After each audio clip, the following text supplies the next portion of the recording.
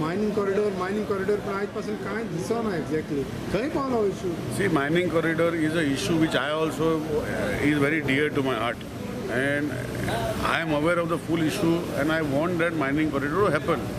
But circumstances are किती झाला, I will explain to you. Mining corridor was taken into 3 phases: phase 1, phase 2, phase 3. Phase 1 was tendered. Unfortunately, the contractor became bankrupt and त्याने काम सोडून दिले. The process is already over. And now what has happened, when the phase 1 was tendered, there was a stretch of land of 7-8 kilometers where there were small patches of forest land, which forest land also was diverted. आणि मागीर आता तो issue बारीकसो उरलो, तो आता दिसने sort out जाता. Phase 1, phase 2 will be done before at least tendering work will be done before the onset of the new season in October.